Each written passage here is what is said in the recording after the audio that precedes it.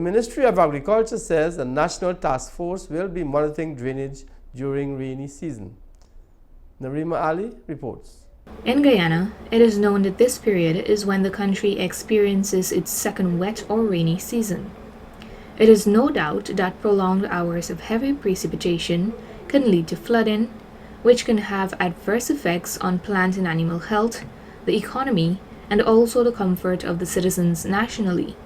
Media operatives engaged the Minister of Agriculture, Mr. Zulfikar Mustafa, in an interview, and he revealed these details.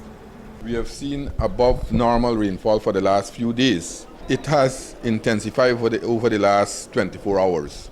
As I am speaking, when you look around various parts of the country, for example, this morning in Georgetown, for the 4 hours, you had 4 inches of rainfall. So that is the high intensity. I know our drainage system is capable of draining an amount of water in a 24-hour period. But as I am speaking here, all our systems are in place. We have a number of pumps in various parts of the country. There are sluices that are operable. So whenever the tide is up, the pumps are in operations. Minister Mustafa assured that measures are in place to keep an eye on the drainage situation countrywide. When the tides are up, the pumps are in operation. When the tide starts to recede, we open the sluices. We also have monitoring teams in various parts of the country. The entire cabinet is monitoring the situation. As a matter of fact, last night only His Excellency would have set up a task force that is being headed by the Honorable Prime Minister, and a number of ministers and other technical persons are in that task force, and we are monitoring the situation. The incessant rainfall has already taken its toll in some areas. Nonetheless, quick action was taken to remove the excess waters. There are areas that are underwater. I am hoping that within a 24-hour period we can drain out those water. But the forecast doesn't look so good for us in terms of we will have more rainfall. The hydromet office had advised. So those persons living in the low-lying areas should take a lot of precaution. In cases where drainage pumps will not suffice, the government officials will ensure that the water is drained from the communities across the country.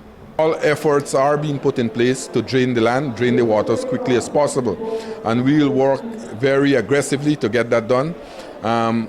We will see if there is need for additional resources, additional pumps, additional other resources that we can put in place. But as I am speaking here, we are monitoring the current situation. And I think that so far we are all the systems are working satisfactorily, and over the next 24 hours we'll continue to monitor to see what more we can put in place. He went on to state the following details. In Georgetown alone we have 13 pumps, and all those pumps are operable. On the East Coast we have 51 in Region 4 we have 51 pumps. All those pumps are operable. So as I am speaking here, all our systems are in place. But people will encounter flooding because of the high intensity of the rainfall, the high amount of rainfall. We have seen rain fall over the last 24 hours on a continuous basis for the last 2-3 days. So I am advising citizens, let us cooperate. Let us don't throw garbage in the drainage system.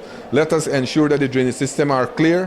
Wherever there is need for machinery, wherever there are need for other resources, we will deploy those resources to ensure that we alleviate the problems of people. Residents are encouraged to ensure that their drains are cleaned, especially now, so that the free flow of water will not be hampered in any way, and the risk of experiencing a flood will be minimized.